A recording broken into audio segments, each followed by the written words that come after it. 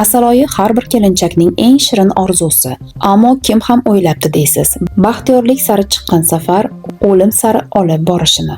Bugun sizga sirli va dahshatli Asaloyi qotilligi haqida hikoya qilaman. Assalomu alaykum. True Crime hikoyalar kanaliga xush kelibsiz. Bugungi voqeamiz ham g'ayrioddiy, ham dahshatli. Agar bunga tayyor bo'lsangiz, unda boshlaymiz. Men esa sizlarga qo'ng'iroqcha bosishni, izoh yozishni va obuna bo'lishni eslatib o'taman. To'y va Asaloyi har bir yosh ayol hayotidagi eng baxtli, eng intiqlik bilan kutiladigan kunlardan biri. Bu voqeaning qahramoni ham shunday orzular bilan yashagan edi. U tezroq turmush qurib, o'z oilasini yaratishni, farzandli bo'lishni orzu qilar edi. Ammo afsuski, uning bu orzusi unga baxt emas, balki fojiaga aylanishini hech kim tasavvur qilmagan edi. Annie Hindocha 1988-yilda Shvetsiyada tug'ilgan. Uning ota-onasi Vinod va Nilam Hindocha 1970-yillarda o'z yurtini tark etishga majbur bo'lgan. O'sha vaqtlarda ular Shvetsiyadan yashash huquqini olib, Mariston shahriga ko'chib kelganlar. Annie oiladagi 3 farzandning biri edi. Singlisi Emma va ukasi Enish bor edi. Vinod biznesda tezda omad topdi va oilasi bilan yangi mamlakatda oyoqqa turib oldi. Annie otasining sevimlisi edi. Annie maktabda yaxshi o'qidi, keyin yaxshi universitetga kirib, muvaffaqiyatli bitirdi. Keyinchalik Stokgolmga ko'chib, marketing sohasida ishlay boshladi. 25 yoshga kirganida esa u turmush qurish vaqti yetganini his qildi. Annie bolalarni juda yaxshi ko'rar, singlisining farzandlariga mehribon bo'lib, o'zining ham katta va mehrli oilasi bo'lishini orzu qilar edi. U shopping uchun tez-tez Londonga borib turardi. Aynan o'sha yerda u taqdiridagi odam bilan uchrashdi. U 30 yoshli Shriyan Devani edi. Bristoldan bo'lgan boy va muvaffaqiyatli yigit. U oilaviy biznesda keksalar uchun pensionatda ishlardi. 30 yoshga kelib, u allaqachon bir necha millionlik boylik to'plagan edi. Anniening qarindoshlari aytishicha, ular juda mos juftlik edi. Ularning oilalari ham o'xshash, ammo Shriyan haqida odamlarning fikri turlicha edi. Ba'zi tanishlar uni maqtanchoq, boyligini ko'rsatishga usta odam deb tasvirlasa, boshqalar uni saxiy va mehribon inson sifatida eslashardi. Avvaliga ular uzoqdan uchrashib turishdi. Bu orada tortishuvlar ham bo'ldi. Annie bir oz muddat undan ajralib ham ketdi. Lekin keyin yarashib, Luton shahriga ko'chib o'tdi, sevgilisiga yaqinroq bo'lish uchun. Qizlarining to'satdan Angliyaga ko'chganiga ota-onasi xavotirda edi. Shuning uchun tez orada ikki oila uchrashdi. Uchrashuv juda iliq o'tdi. Anniening otasi Shriyanni darrov yoqtirib qoldi. Shundan so'ng ikki oila bu nikohni quvonch bilan ma'qulladi. To'y tayyorgarliklari bir necha oy davom etdi. To'y 3 kun davom etdi va yuzlab mehmonlar chaqirildi. Anniening otasi qizining baxti uchun yillar davomida yiqqan pullari shu to'yga sarflandi. Ammo keyinchalik dugonalari jurnalistlarga shunday deyishdi: "Biz to'yda Annieni o'zgarib qolganini sezdik. U go'yo o'zi emasdek edi." O'shanda hech kim unga ahamiyat bermadi. Hammasi hayajondan deb o'ylashdi. 3 haftadan so'ng yosh juftlik Asaloyiga borishdi. Shriyan o'zi rejalashtirgan 10 kunlik sayohat Janubiy Afrika edi. 12 noyabr juma kuni ular Cape Townga qo'ndi. Oddiy mehmonxona transferidan voz kechib, ular mahalliy haydovchi Zolo Tongoning mashinasiga o'tirdilar. Mashina ularni hashamatli mehmonxonaga olib bordi. Shriyan Zoloning xizmatidan juda mamnun bo'ldi va undan ertasi kuni restoran uchun ularga yana xizmat qilishini so'radi. Bu go'yo kichik oddiy detaldek tuyuladi, ammo aynan shu tanlov keyinchalik butun dunyoni larzaga soladigan fojianing boshlanishi bo'ldi. Mehmonxonaga yetib kelgach, Shriyan undan biroz kutib turishini so'radi. U Tongodan ertasi kuni ularni restoranga olib borish va yana Cape Town bo'ylab sayr qildirishni iltimos qildi. Zolo rozi bo'ldi va yosh kelin-kuyovga go'yo gidlik qilishga ahd qildi. 2010-yil 13-noyabr shanba kuni Annie va Shriyan kutilmaganda rejani o'zgartirdilar. Ular mehmonxonada emas, shahardagi mahalliy restoranda kechki ovqatni qilishni xohlashdi.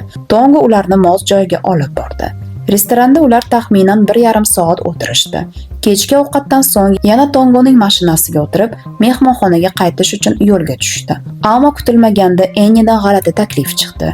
U eriga qarab, shaharning haqiqiy hayotini ko'rishni, ayniqsa yomon nom chiqargan tomonlardan birini yaqindan tomosha qilishni istashini aytdi.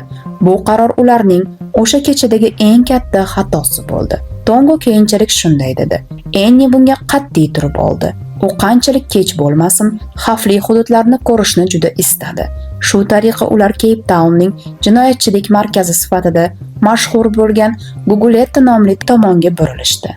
Guguleto o'sha paytda ham, bugungi kunda ham Janubiy Afrikaning eng xavfli joylaridan biri sifatida tilga olinadi. Bu yerda odamlar qorong'u tushgach, uydan chiqishga jur'at qilishmaydi. 2005-yil 2010-yillar oralig'ida faqat shu tumanda 700 dan ortiq odam o'ldirilgan. Politsiya xodimlari bu hududga yolg'iz bormaslikni, faqat reydlar bilan o'ta zarur bo'lganligini kirishadi. Aynan o'sha qorong'u kechada kelin-kuyov asal oyining eng so'nggi va eng xavfli burilishiga yaqinlashayotganlarini o'zlari ham tasavvur qilishmas edi. Ammo keyinchalik Tongoning aytishicha, hech qanday ogohlantirish, xavf haqida gaplar Enni fikrini o'zgartira olmadi. U nimagadir aynan o'sha kechasi xavfli hududlarni ko'rishni istadi. Mashina Gugulettoda svetoforda to'xtagan payt ikki qurollangan erkak taksini ikki tomondan o'rab oldi. Ular haydovchi Tongoni mashinadan tushishga majbur qilishdi va o'zlari oldingi o'ringa o'tirib olishdi. Shu tariqa yosh kelin-kuyov garovga olindi. 1 soat davomida jinoyatchilar Ennini va Shriyanni o'sha xavfli tumanda aylantirib yurishdi.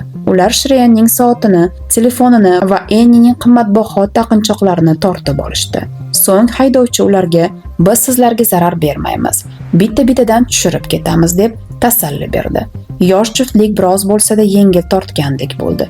Go'yo najotga yo'l ochilgandek. Ammo shu payt kutilmagan hodisa yuz berdi.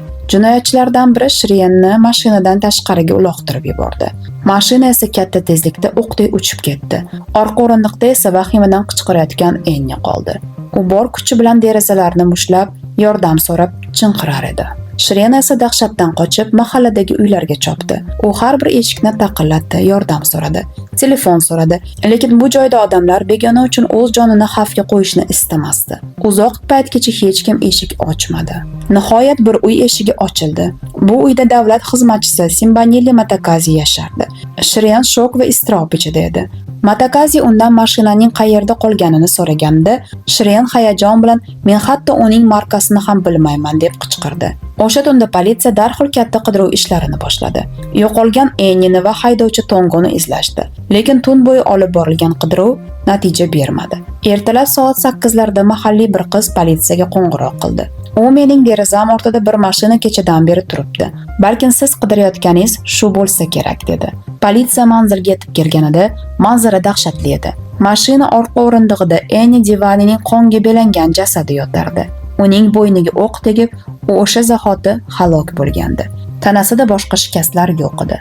Xotini o'limidan xabar topgan Shriyan qattiq tushkunlikka tushdi. Ennining qidiruviga chiqqan paytdanoq uning otasi Vinod ham darhol Cape Townga uchib ketgandi. Lekin tergovchilar hodisa joyida darrov bir narsani sezishdi. Bu oddiy o'g'irlik emas edi. Voqeada nimadir g'alati tuyuldi. Savollar va shubhalar darhol paydo bo'la boshladi. Eng avvalo hamma Zolo Tongodan gumonsira boshladi. Axir u o'zi shu yurtning odami. Bunday xavfli hududni yaxshi bilishi kerak. U qanday qilib turistlarni, hatto ularning iltimosiga ham qaramay o'sha joyga olib bordi? Dastlabki so'roqda Tongo faqat bitta gapni qayta va qayta aytdi. U o'zi talab qildi. Bu uning istagi edi. Ennining singlisi keyinchalik shunday degan edi.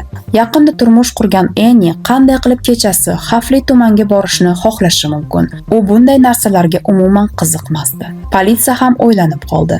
Nega jinoyatchilar haydovchini ham, Shriyanni ham sog'-salomat qo'yib yuborishdi? Ular shu zahoti politsiyaga borishni bilgan holda nega aynan Ennini olib qochib darhol o'ldirishdi? Eng ajablanarlisi, ular yosh va chiroyli ayolni qiynashmagan edi. Balkim bir zumda otib tashlashgandi. Turist qotilligi haqidagi xabar butun dunyoga yoyildi. Cape Town jinoyatlari haqida ko'p eshitilgan bo'lsa ham, bu ish hatto Guguletto kabi xavfli hudud uchun ham g'ayrioddiy darajada shafqatsiz va ma'nosiz edi. Hokimiyat bu ishga katta kuch va mablag' sarfladi. Natija ko'p kutilgani yo'q. Gumonlar birin-ketin topildi. Taksi haydovchisi Zolo Tongo tergov boshida o'zini juda hamkorona tutdi. Barcha savollarga javob berdi, yordam ko'rsatdi. Ammo mashinadan olingan barmoq izlari uni fosh etdi. U izlar ilgari jinoyat uchun qo'lga olingan boshqa odamga, Halil Minganiga tegishli bo'lib chiqdi. Minganining uyida o'tkazilgan tintuvda esa Zolo Tongoga qarashli telefon topildi. Shunda Mingani aybni tan oldi va yana bir sherigini fosh qildi. Bu 26 yoshli Zvamadoda Kuaba edi. Uni 2 kundan keyin qo'lga olishdi. O'sha paytda chuqur iztirobga tushgan Shrian allaqachon Buyuk Britaniyaga qaytib ketgan edi. Mengining ko'rsatmalarida yana bir nomni tilga oldi. Mondo Malomba, mehmonxona administratori. Kuaba politsiya qo'lida bo'lganida tasodifan Malombo bilan yuzma-yuz kelib qoldi va politsiyachilardan uni yoniga qo'yishni so'radi. So'ng unga faqat bitta gapni aytdi. Ularga rostini ayt. Oradan ko'p o'tmay politsiya ilgari o'zini yordamchi sifatida ko'rsatgan Zolo Tongoni ham hibsga oldi. Bu uning tanishlari uchun haqiqiy shok bo'ldi. Axir Tongoning sudlangan tarixi yo'q edi. U doimiy qonun va halol odam sifatida tanilgan. Bu ish shunchalik katta shov-shuvga sabab bo'ldiki, Londonda o'tkazilgan xayrlashuv marosimiga 10 minglab odamlar yig'ildi. Ammo tergov davomida ish butunlay boshqa yo'nalishga burildi.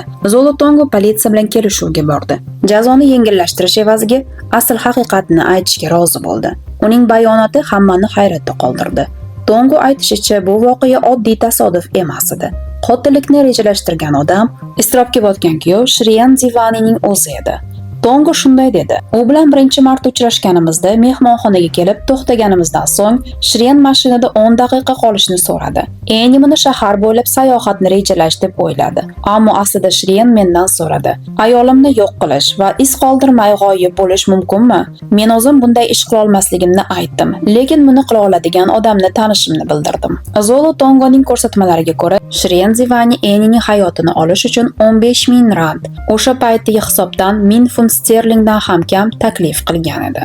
Politsiya bu da'voni jiddiy qabul qildi, chunki ko'plab dalillar Tongoning so'zlarini tasdiqlardi. Mehmonxona avtoturargohi va ko'cha kameralaridagi yozuvlar, shuningdek telefon qo'ng'iroqlari va SMS yozishmalar buni inkor etmasdi. Hatto o'sha mash'um kecha Guguleto tomon yo'l olayotganlarida Shrian va Tongo xabar almashgani aniqlangan. Xabarlardan biri Shrian pul yashirgan joyini ko'rsatgani ham aytiladi. Telefon yozishmalari mavjud edi, lekin ularning mazmuni ochiqlanmagan. Shu bois advokatlar Shrianni himoya qilar ekan, bunday oddiy dalillar bilan muvaffaqiyatli odam qanday qilib ko'cha haydovchisiga xotinini o'ldirishni buyurishi mumkin deb savol qo'yishdi.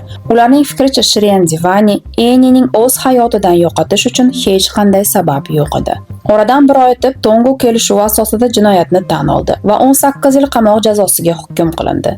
Qolgan gumondorlar ham ko'rsatma berib, Shrianni asosiy buyurtmachi sifatida tilga olishdi. Mehmonxona administratori ham aybni tan oldi, ammo unga to'liq immunitet berildi, faqatgina Shrianni fosh qilish evaziga. Shundan so'ng Buyuk Britaniyada bo'lgan Shrian ham hibsga olindi. Janubiy Afrika hukumati uni ekstraditsiya qilish uchun kurash boshladi. Ammo muammo shunda ediki, dalillar faqat bilvosita edi. Eni hayoti sug'urtalanmagan edi. Demak, uning o'limidan Shrian hech qanday moddiy foyda ko'rmagan bo'lardi. Shuning uchun ham tergovchilar nega u bunday qildi degan savoldan chiqib keta olishmasdi. Oradan ko'p o'tmay ingliz tabloidlaridan biri The Sun gazetasi haqiqiy portlovchi intervyu chiqardi. Leopold Lazar ismli kishi o'zini Shrian Zivanining sevgilisi deb tanishtirdi va uni gomoseksual ekanini da'vo qildi. Bu yangilik Janubiy Afrika politsiyasi uchun go'yoki yangi motiv yaratdi. Go'yo Shrian o'zining haqiqiy orientatsiyasini yashirish uchun Eni bilan turmush qurgan, biroq qiz uning sirini bilib qolgan. Shrian bu gaplarni barchasini rad etdi. U men orzuyimdagi qizga uylanganman. Uni o'ldirishni hech qachon xohlamaganman deb qat'iy ta'kidladi. Ammo jamoatchilik turli taxminlar o'ylab topa boshladi. Eni asal oyi vaqtida erining sirini bilib qolgan. Keyin esa uni davom ettirishni istamagan. Ba'zilar esa uni shunchaki niqob bo'lishni xohlamagan deb taxmin qilishdi.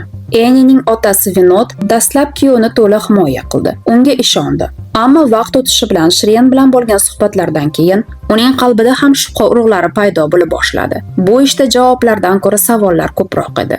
Shrian Zivani keyinchalik Bristoldagi shifoxonaga joylashtirildi. Sabab kuchli depressiya va travmadan keyingi stress sindromi. Uning advokati Max Clifford jurnalistlarga shunday dedi. Shrian xotinining o'limidan keyin 15 kilogramm vazn yo'qotdi. Borgan sayin u zaiflashib, holdan to'ya boshlayapti. Sog'liqlari yomonlashgani bois ekstraditsiya bo'yicha sud jarayonlari bir necha bor kechiktirildi, ammo oxir-oqibat Londondagi sudda jarayonlar boshlandi. Ennining qarindoshlari esa buni tushuna olmasdi. Agar u haqiqatdan ham begunoh bo'lsa, nega u samolyotga o'tirmaydi va haqiqatni ochiqchasiga aytmaydi? Shirin o'ziga qo'yilgan barcha 5 ayblovni rad etdi. U advokatlar orqali shuni e'lon qildi. O'zini biseksual deb bilishini, shuning uchun turmush qurishi fiktiv nikoh bo'lgani haqidagi shubhalar asossiz ekanini, shuningdek u sog'liq muammolari tufayli farzandli bo'lish qiyinligini ham tan oldi. Sudda Shirin to'ydan oldin Enni yozgan samimiy elektron xati ham o'qib eshittirildi. Unda u sevgi va orzular haqida yozgan edi. Ammo ayblov tomoni boshqa dalillarni keltirdi. Ularning qo'lida Shirin ko'plab tanishuv saytlarida faol bo'lgani haqidagi ro'yxat bor edi. U hattoki Ennining jasadi topilgandan bir necha soat bo'lib ham u ushbu saytlarda bo'lganligi qayd etilgan. Tanishlari ham sudda ko'rsatma berdi. Ularning munosabatlari tashqaridan qaraganda idealdek ko'rinar edi. Aslida esa bunday emasdi. Ennining qarindoshlari uning yozgan xabarlarini ko'rsatib berishdi. O'sha xatlarda Enni "Men bu nikohdan afsusdaman. Men erimni yomon ko'raman" deb yozgan edi. Ammo u nima uchun erini yomon ko'rishini ochiqlamagan. Savollar faqat Shirin atrofida emas, balki guvohlarning o'zida ham paydo bo'la boshladi. Zolo Tongo dastlab sudda o'zini ishonchli tutgan bo'lsa-da, himoya tomon uni so'roq qilganida uning hikoyasi o'zgarib ketdi. Tongo, Monde va Quabe ko'rsatmalarda bir-biriga zid gaplar ayta boshlashdi. Ular oxir-oqibat shuni tan olishdi. Ayrim joylarda ular haqiqatni to'liq aytmagan, ayrim qismlari esa yolg'on gapirgan. Shunday qilib butun ish murakkablashib ketdi. Shirinning aybi isbotlanmadi. Guvohlarning so'zlari esa tobora shubhali ko'rina boshladi. Sud oxirida Shirinni Janubiy Afrikada ayblash talabi yana ko'tarildi, ammo bu safar ham rad etildi. Dalillar yetarli emas edi. Halil Mingening jinoyat ishtirokchilaridan biri miya o'smasi bilan og'rib, atigi 27 yoshida qamoqda vafot etdi. 2021-yilda esa jinoyatdagi 3-figurant Monde Malombe hujjatli filmda qatnashib, o'sha kechadagi tafsilotlarni ochiq aytib berdi. U men faqat Zolo Tongoning ko'rsatmalarini bajardim. Buyurtmachi Shirin edi dedi. Malomboning so'zlariga ko'ra, Tongo bir kuni mehmonxonaga kelib, unga shunday degan: "Killer tanishing bormi?" So'ng esa tushuntirgan: "Men bugun bir er-xotinni jinoyatchilar yashaydigan tumanga olib boraman. Er xotinini o'ldirishni xohlayapti. Bu oddiy o'g'irlikdek ko'rinishi kerak." 2022-yilda Zolo Tongo qamoqdan ozod qilindi. Avvalgi shartli ravishda muddatdan oldin chiqish iltimosi Enni oilasining qat'iy e'tirozlari sabab rad etilgan edi. Keyinchalik u maxsus jabrlanuvchi va jinoyatchi dialogi dasturi doirasida Ennining qarindoshlari bilan uchrashdi. Bu uchrashuv tafsilotlari sir bo'lib qolgan, ammo bugungi kunda Tongo ozodlikda. Enni Divanining ishi esa hanuz eng chalkash va sirli jinoyatlardan biri bo'lib qolmoqda. O'sha kechada Google'da aslida nima yuz bergani haqidagi aniq javob yo'q. Dalillar yetarli emas. Guvohlarning gaplari chalkash va qarama-qarshi. Kimdir Shirinni aybdor deydi, kimdir Zolo Tongoni, kimdir esa buni shunchaki tasodifiy jinoyat deb biladi. Lekin asl haqiqatni faqat o'sha kechada mashinada bo'lganlar biladi. Bugun oradan 15 yil o'tib, bu ma'nosiz va fojiali qotillik hali ham olamlarni larzaga soladi. Ana shunday aziz detektiv sevuvchilar, bugungi hikoyamiz shu joyida o'z nihoyasiga yetdi. Siz nima deb o'ylaysiz? Shirin haqiqatdan ham aybdormi? Yoki Google'dagi bosqinchilar haqiqatdan ham pul va boylik uchun Ennini o'ldirishganmi? Buni esa izohlarda yozishingizni so'rayman. Keyingi voqeada ko'rishguncha xayr.